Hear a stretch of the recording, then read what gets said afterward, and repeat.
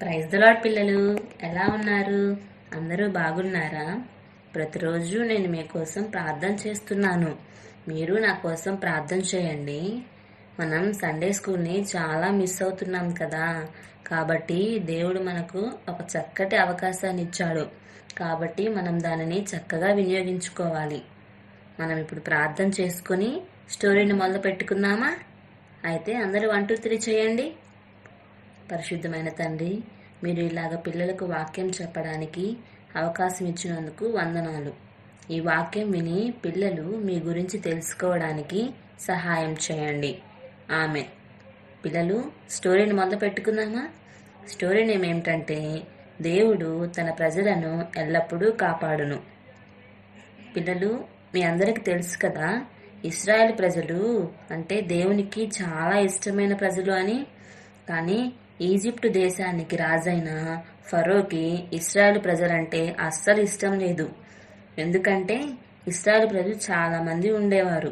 వారందరూ రాజుతో యుద్ధం చేస్తే రాజు ఓడిపోతాడని వారందరినీ తనకు బానిసలుగా చేసుకున్నాడు. వారితో చాలా పని చేయించేవాడు. అయితే ఇది మొత్తం చూసిన దేవుడు చాలా బాధపడుతూ ఉండేవాడు. ఈ విషయం మొత్తం మోషేకు చెప్పి, నీవు వెళ్ళి ఇశ్రాయేలు ప్రజలందరినీ అక్కడి నుంచి విడిపించు, నేను నీకు తోడుగా ఉంటాను అని చెప్తాడు. మోషే దేవుడు చెప్పిన మాట ఎప్పుడూ విడిచిపెట్టలేదు. దేవుడు చెప్పిన మాట ఎప్పుడూ వింటాడు. కాబట్టి మోషే దేవుడు చెప్పిన విధంగా ఈజిప్టుకు వెళ్ళాడు. అక్కడికి వెళ్ళి ఫరో రాజుకు చెప్పాడు, నీవు కనుక ఇశ్రాయేలు ప్రజల్ని విడిచిపెట్టకపోతే దేవుడు నిన్ను, నీ రాజ్యాన్ని నాశనం చేస్తాడు. ఎందుకంటే ఇశ్రాయేలు ప్రజలంటే దేవునికి చాలా ఇష్టమైన ప్రజలు. వారిని కనుక నీవు ఇబ్బంది పెడితే దేవుడు నిన్ను ఎంతో శిక్షిస్తాడు.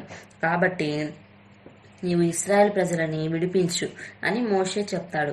అయినా ఫరో రాజు, ఎవరు నన్ను శిక్షించేది, ఎవరైనా దగ్గరికి రమ్మని చెప్పు అని దూషిస్తూ దేవుని మాట్లాడాడు.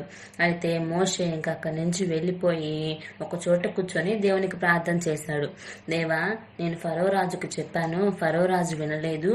నువ్వు ఎలాగైనా ఫరో రాజు దగ్గర నుంచి ఇశ్రాయేల్ ప్రజల్ని నీవు విడిపించు అని చెప్పి ప్రార్థన చేస్తాడు. అలాగే మోషేకు దేవుడు సహాయం చేయడం వలన ఇశ్రాయేలు ప్రజలందరినీ ఫరో రాజు దగ్గర నుంచి దేవుడు విడిపించాడు. అయితే మోషే ఇశ్రాయేలు ప్రజలందరినీ ఈజిప్ట్ దేశం నుంచి తీసుకొని బయలుదేరి వారు అలా వెళ్తుండగా ఒక పెద్ద షురు అనే అడవి వచ్చింది. అడవి చాలా పెద్దగా ఉంది. అడవిలో ఏముంటాయో మీకు తెలుసు కదా పిల్లలు, పెద్ద పెద్ద చెట్లు ఉంటాయి. అడవి మొత్తం రాత్రి అయితే చీకటిగా ఉండిద్ది. ఒకవేళ అందులో తప్పిపోయామనుకో ఎటు వెళ్ళాలో తెలియదు. పెద్ద పెద్ద పులులు ఉంటాయి, సింహాలు, ఏనుగులు, చాలా పెద్ద పెద్ద భయంకరమైన జంతువులు ఉంటాయి కదా. అవి ఒకవేళ మనుషులు ఎవరైనా చూసాయనుకో చంపేస్తాయి కదా. ఈ విషయాలన్నీ ఇశ్రాయేలు ప్రజలందరికీ తెలుసు. కాబట్టి ఇశ్రాయేలు ప్రజలు అందులో అడుగు పెట్టడానికి చాలా భయపడిపోయారు. అయితే వారికి ఏం చేయాలో తెలియదు. అప్పుడు మోషే ఉండి, మనం అందరం దేవునికి ప్రార్థన చేద్దాం, దేవుడు మనకి సహాయం చేస్తాడు అని అక్కడ మోకాళ్ళు వేసి అందరూ, దేవా, ఇదిగో ఈ అడవిలో పెద్ద పెద్ద పులులు, సింహాలు ఉంటాయి, చీకటిగా ఉండిద్ది, ఎలా వెళ్ళాలో మాకు తెలియదు, కాబట్టి నువ్వే మాకు సహాయం చెయ్యి అని ప్రార్థన చేస్తారు. ఇంతలో దేవుడు ఒక మేఘానికి ఆజ్ఞాపిస్తాడు, అదిగో నా యొక్క ప్రజలు అక్కడ ఇబ్బంది పడుతున్నారు, వారికి దారిని నువ్వే చూపించు, ఏమైనా పర్లేదు, ఈ యొక్క అరణ్యం దాటేంత వరకు కూడా వారికి నువ్వే దారి చూపించాలని మేఘానికి ఆజ్ఞాపిస్తాడు.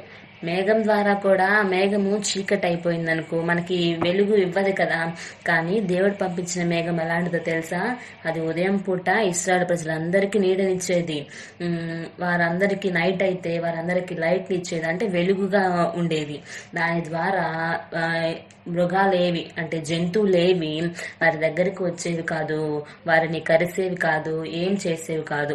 లైట్లో మృగాలు ఎప్పుడు వచ్చి ప్రజలను ఎప్పుడు ఇబ్బంది పెట్టేవి కాదు. కాదు. అయితే ఏం చేశారు, అలాగా వారు నడుచుకుంటూ వెళ్తుంటే అలా కొంత దూరం వెళ్ళిన తర్వాత వాళ్ళు తెచ్చుకున్న ఆహారం అయిపోయింది, నీళ్లు అయిపోయాయి. వాళ్ళు చాలా దూరం ప్రయాణం చేశారు, దాదాపు అడవి మధ్యలోకి వచ్చేసారు. ఇక్కడ వెనక్కి వెళ్ళడానికి లేదు, ముందుకు వెళ్ళడానికి లేదు అని వాళ్ళు అక్కడే కూర్చొని ఉండిపోయారు. అలాగా వాళ్ళు ఆ రాత్రంతా నిద్రపోయి అక్కడ గడిపేశారు. ఉదయం లెగవగానే వాళ్ళు అలా మళ్ళా నడవడం మొదలు పెట్టారు. మనం ఎక్కువ దూరం నడిస్తే మనకి బాగా దాహం వేస్తుంది కదా, నీళ్లు ఉంటే బాగుండవని నీళ్లు తాగాలనిపిస్తుంది. మనం ఎక్కడైనా ఆటలు ఆడామనుకో వెంటనే పరిగెత్తుకుంటే ఇంటికి వచ్చి నీళ్లు తాగుతాం. కానీ వాళ్ళు అలా వెళ్ళడానికి కూడా వాళ్ళకి నీళ్లు లేవు, వాళ్ళకి బాగా దాహం వేస్తుంది. అయితే వారికి ఏం చేయాలో తెలియలేదు. సరే అయితే ఇంకా ఏం చేయాలని అయినా కానీ వాళ్ళు అలాగే నడుచుకుంటా వెళ్తుంటే కొంచెం దూరం వెళ్ళిన తర్వాత వారికి ఒక పెద్ద చెరువు కనిపించింది. అమ్మయ్య, చెరువు కనిపించింది, నీళ్లు ఉంటాయేమో తాగొచ్చు అని పరిగెత్తుకుంటూ వెళ్ళారు. అయితే ఆ చెరువు పేరేంటో తెలుసా? మార. అక్కడికి వెళ్ళగానే వారు ఆ నీళ్లు తాగుదామని కిందకు వంగి నీళ్లు తాగగానే అవి చాలా చేదుగా అనిపించాయి. చేదుగా ఉన్న నీళ్ళు ఎవరైనా తాగుతారా? మనము తాగము, మీరు తాగరు. వాళ్ళు కూడా తాగలేకపోయారు, అవి అంత చేదుగా ఉండిపోయాయి. అయితే మోషే ముందు దేవుని చాలా తిట్టుకున్నారు. దేవుడు మాకు ఇవి నీళ్లు చూపించాడు, ఏం లాభం, మేము ఈ నీళ్లు తాగలేకపోయాం కదా అని దేవుని చాలా పెద్దగా అరుస్తూ తిడుతూ ఉన్నారు. తిడుతూ ఉంటే అప్పుడు ఏమనుకున్నాడు మోషే, మనసులో ఏమనుకున్నాడో తెలుసా? ఈ ఇశ్రాయేలు ప్రజలకి దేవుడు చాలా సహాయం చేశారు, వాళ్ళు అడగకపోయినాను రాజు దగ్గర నుంచి వాళ్ళని కాపాడాడు, అరణ్యంలో మేఘాన్ని పంపించాడు, ఇంత హెల్ప్ చేసినప్పటికీ వీళ్ళు ఎందుకు దేవుణ్ణి తిడుతున్నాడు అని సరే అని చెప్పేసి మోకాళ్ళు వేసి ప్రార్థన చేశాడు. దేవా, ఇదిగో ఇశ్రాయేలు ప్రజలందరికీ నువ్వు చాలా సహాయం చేశావు, అయినప్పటికీ వాళ్ళు మిమ్మల్ని చాలా తిడుతున్నారు, మీరు చేసిన సహాయం వారు గుర్తు పెట్టుకోలేదు, అంతా మర్చిపోయారు. ఒక్కసారి నీళ్లు చేదుగా ఉన్నాయని మీరు మంచి నీటిని చూపించలేదని కోపంతో వారు మీ మీద అరిచేశారు అని చెప్పేసి ఈ నీళ్లు ఎట్లాగైనా మీరు తీయగా మార్చండి, అప్పుడు వారు మీ మాట వింటారు, మీరు గొప్ప దేవుడని నమ్ముతారు అని చెప్పి అనుకొని సరే అని చెప్పేసి ప్రార్థన చేస్తూ ఉన్నాడు. ఆయన మధ్యలో దేవుడు ఉండి మోషేతో మాట్లాడతాడు.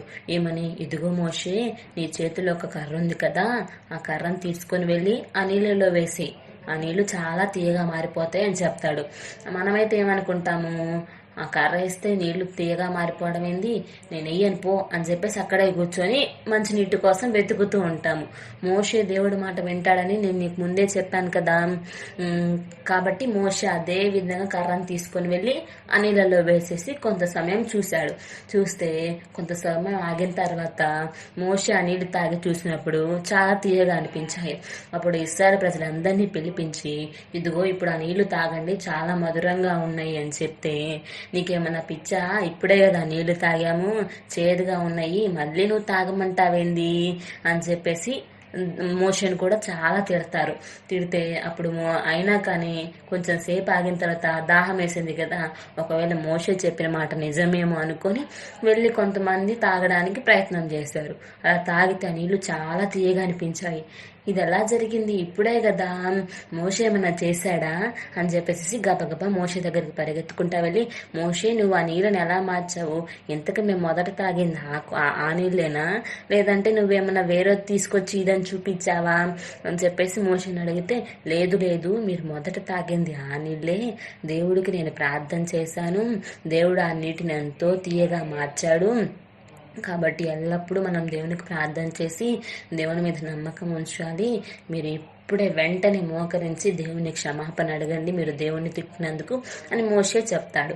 అలాగే ఇశ్రాయేలు ప్రజలందరూ మోకరించి, దేవా మా తప్పిదములు క్షమించు, ఇదిగో మేము అనవసరంగా మిమ్మల్ని తిట్టాము, మీరు మా కోసం ఎంతో చేస్తూ వచ్చారు, అయినప్పటికీ మిమ్మల్ని తిట్టాము, మమ్మల్ని క్షమించు, ఇక మీద మిమ్మల్ని దూషించము, ఏది అవసరం వచ్చినా మీకే ప్రార్థన చేస్తాము అని చెప్పేసి దేవునికి ప్రార్థన చేస్తారు.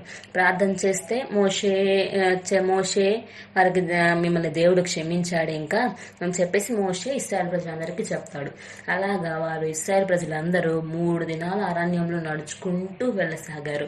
3వ దినం అయిపోయిన తర్వాత ఇశ్రాయేలు ప్రజలు అడవి నుంచి బయటకు వచ్చి సురక్షితంగా దేవుడి మందిరానికి చేరుకున్నారు. ఈ విధంగా దేవుడు 3 దినాలు అరణ్యంలో అయినప్పటికేమి, ఫరో రాజు దగ్గర నుంచి విడిపించడమేమి, ప్రతి విషయంలో దేవుడు ఇశ్రాయేలు ప్రజలందరికీ సహాయం చేస్తూ వచ్చారు. ఎందుకంటే ఇశ్రాయేలు ప్రజలు దేవునికి ఇష్టమైన బిడ్డలు. దీని నుంచి మనం నేర్చుకోవాల్సిన మోరల్ ఏంటో తెలుసా? దేవుడు మనకి మనం పుట్టినప్పటి నుంచి ఇప్పటి వరకు ఎంతో సహాయం చేస్తూ వచ్చాడు. మనకు కావాల్సినటువంటి బట్టలేమి, బుక్స్ ఏమి, ఏదైనా వస్తువులేమి ప్రతిదీ మనకిచ్చాడు. అయినప్పటికీ మనము దేవుణ్ణి ఒక్కటి ఇవ్వనందుకు దూషిస్తున్నాము. ఏదైనా మనం అడిగినప్పుడు అది ఇవ్వలేదనుకో మనం దేవుణ్ణి తిడుతున్నాము. దేవుడు అసలు నాకు ఏమి చేయడానికి దూషిస్తున్నాము. కాబట్టి మనం ఎప్పుడూ దేవుణ్ణి దూషించకూడదు. ఎందుకంటే దేవుడు తనకిష్టమైన బిడ్డలను, తన ప్రజలను ఎల్లప్పుడూ కాపాడను, ఎల్లప్పుడూ తన బిడ్డల యొక్క చేతులను విడిచిపెట్టడు. కాబట్టి మనం ఎల్లప్పుడూ దేవుణ్ణి స్తుతిస్తూ ఉండాలి. ఎల్లప్పుడూ దేవునికి మనం ఏది అవసరమైనను దేవునికి ప్రార్థన చేస్తూ ఉండాలి. సరే, అయితే ఇప్పుడు చివరి ప్రార్థన చేసుకొని ముగించుకుందాం. పరిశుద్ధమైన తండ్రి, ఈ స్టోరీ విన్న ప్రతి బిడ్డను మీరు ఆశీర్వదించి దీవించండి. వారు ఇక మీదట దేవునికి ఇష్టమైన బిడ్డలుగా ఉండడానికి వారికి మీరే సహాయం చేయండి. ఆమెన్. అందరికీ వందనాలు. పిల్లలు, మీరు ఈ స్టోరీ చక్కగా విన్నారు కదా. ఈ స్టోరీ నుంచి మనం నేర్చుకున్న విషయాలను మీరు ఎల్లప్పుడూ మీరు గుర్తుపెట్టుకోండి. సరే పిల్లలు, బాయ్, ఉంటాను. త్వరలో సండే స్కూల్లో కలుసుకుందాం.